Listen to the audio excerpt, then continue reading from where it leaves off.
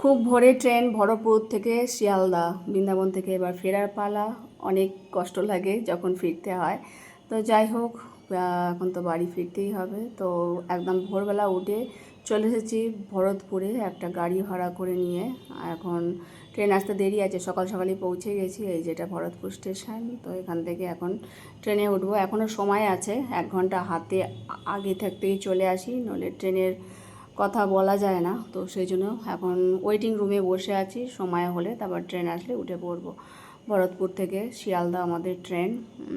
আর এখন ওয়েটিং রুমে বসে আছি, কিছুক্ষণ পরেই ট্রেন এসে যাবে, তারপর ট্রেনে উঠে পড়বো। তো এই যে ট্রেনে উঠে পড়েছি। এবারে সিটগুলো ভালো পড়েনি, একটা সিটও লোয়ার পড়েনি, মিডিলটা পড়েছে আর ওপরে পড়েছে আমাদের 4 জনে। তো মিডিলে আছি, কেননা নিচের মানুষ সব শুয়ে ঘুমাচ্ছে। অত সকালবেলা 7:30টার সময় ট্রেন ছাড়লো, তো এই ঘাড় নিচু করে করে এখন বিছানা করে শুয়ে পড়ছি, কারণ শরীরটা খুব খারাপ, এই কদিন ধরে খুব জার্নি গেছে। আর নিচে বসারও জায়গা নেই, তাই শুয়েই পড়েছি।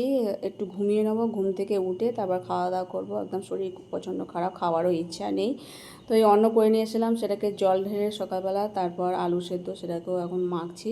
তো ছেলে মেয়েদের দেবো, আমার একটু খাওয়ার ইচ্ছা নেই, আমি খাবো না।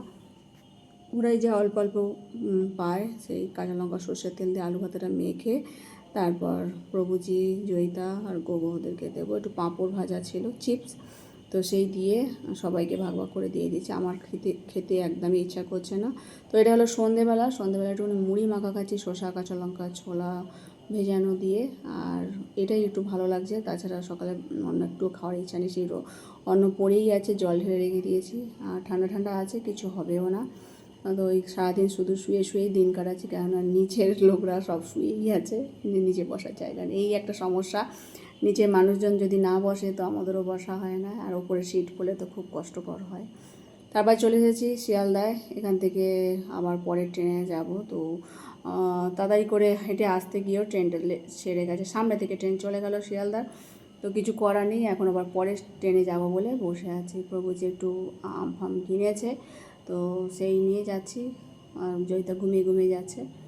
তো যাই হোক, ঘরেতে এসে একটুখানি রান্না করে নিয়েছি, যে পটল ভাজছি, ডাল ভাত এইসব করা হয়েছে। একটু ঝিঙে নিয়েছিল, তো আমি একটু পোস্ত বেটে ঝিঙে পেলাম। প্রভুজি বেশিরভাগটা করে দিচ্ছে, কেননা ও অফিসে যাবে। আমার শরীর একদম খারাপ, মানে কাজকর্ম করার ইচ্ছাই জাগছে না। কোথাও জার্নি করে আসলে তখন খুব কষ্ট হয়। স্নান ফান করেছি, করে এখন এই রান্নাঘরে এসেছি। প্রভুজি আনাজপাতাগুলো বানিয়ে দিয়েছে। লেবু নিয়েছে, আম নিয়েছে, এখনকার আম জানি না কেমন হবে, আর কলা নিয়েছিল।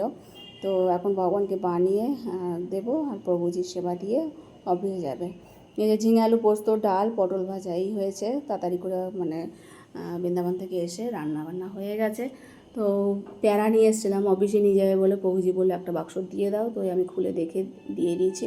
ভালো করে বেঁধে অফিসে লোকজন আছে তাদেরকে দেওয়ার জন্য, ভগবানের চরণে দিয়ে।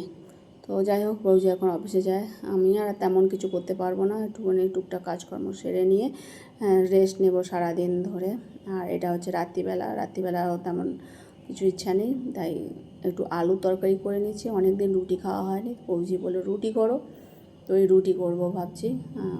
কোথাও গেলে রুটি ফুটি খাওয়া হয় না, তো সেই জন্যই প্রভুজিও বলছে রুটি করো, যেন কদিন রুটি খাইনি এরকম মনে হচ্ছে। এই গরম গরম রুটি করে তারপর ভগবানকে সেবা দিয়ে দেবো। প্যারা আছে, প্যারা দিয়ে, আর কলা ছিল, আম ছিল, সেগুলো সব বানিয়েছি, সবই দিয়ে সেবা দেবে। এই রাতের মহাপ্রসাদ। এখন কদিন এরকম করে রেস্ট নেবো, তারপরে সব কাজকর্ম সার। আর আজকের মতো ভিডিও এখানে শেষ করছি। সকলে ভালো থেকো, সুস্থ থেকো। হরে কৃষ্ণ।